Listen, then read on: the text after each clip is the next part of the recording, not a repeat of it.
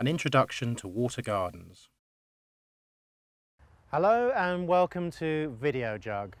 I'm Tom Cole, Head of Horticulture at Capel Manor College, and you join me at our carp pool.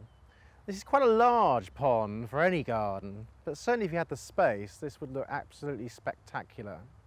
It's a pond that's been constructed using predominantly clay. There's no liner, there's no pre-formed ponds that you can buy these days.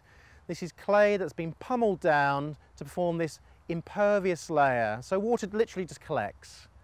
And you'll notice it's sat in a little dell where trees are located around it, but not too many overhanging it. A bucket of water from an established pond can help attract wildlife faster. A sunny south-facing site is best, and size and shape will affect what is attracted. Frogs spawn in water 7 to 10 centimetres deep, toads and newts in 10 to 50 centimetres.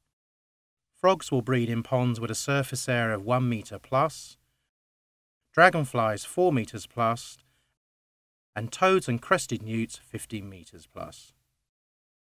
To create the perfect illusion that this pond has been here for a great deal of time, we've tried to encourage a lot of fauna and flora to naturally develop, but to give it a little helping hand, what we've done with the aquatic plants is to ensure that we've got deep water aquatics, such as the water lily, which gives great cover and protection to anything living within the water. And if you get your coverage right, roughly 2/3 of the whole water surface, it might help in cutting down on algae spread, which, as we know, is a real problem in any water feature. To help create a good balance, you need another selection of plants. You need oxygenating plants to improve the quality of the water and the living conditions for fish and other plants. You need marginal plants. These are the plants that sit around the edge on ledges, like to have their feet, their roots in water all the time, but not their tops. And if you can, to add a little bit more fun, to put in some floating aquatics, like floating water hyacinths, for example. You add them in every year as a form of an annual. They'll die down in the frosts. So that's all your plants within the water feature. Great to also try and encourage some livestock in the form of koi carp, goldfish, golden orth, carp tench. They're all great additions to a pool, but you are fighting between having perfect plants and also room for fish. So be prepared to lose some plants along the way. Also, if you haven't quite got that coverage right, you will get algae blooming fairly soon after construction and installing your water feature. This is natural.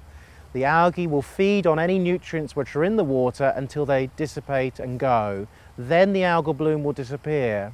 If it doesn't, you may need to think about using ultraviolet light inhibitor filters on your pumps to try and kill off that, or install more plants, or you could even use barley straw, which will actually rid excess nutrients and therefore starve the water of those minerals which that plant needs, with no detrimental effect to the plant at all.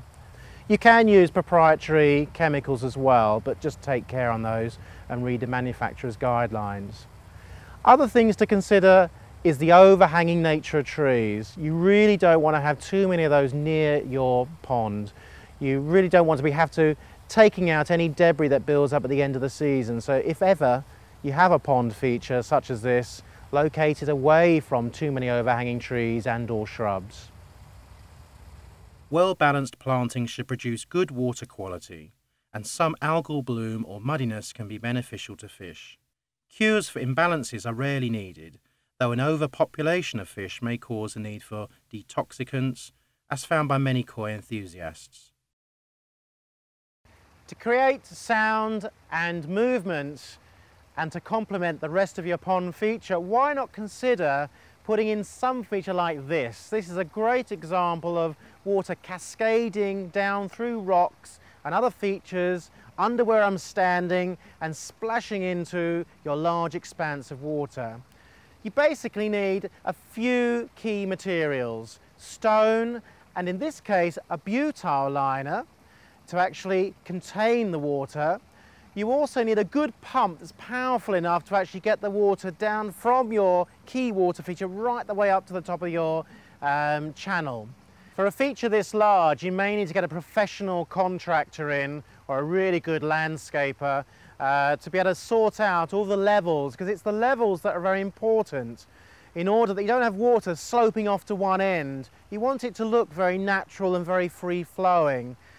Key to success then is to ensure that you have your levels correct, you create enough pools, you create enough excitement by grouping of the stone, and you use a very good heavy-duty butyl liner.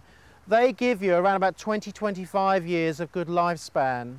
But if that sounds a bit daunting, and in fact if the whole pond feature sounds quite daunting, why not consider a raised pond feature?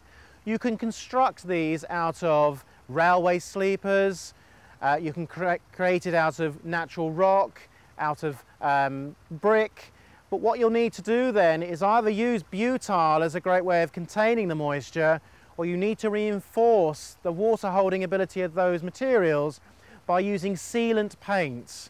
Now, all of those materials again are accessible at any good aquatic nursery or good garden centre.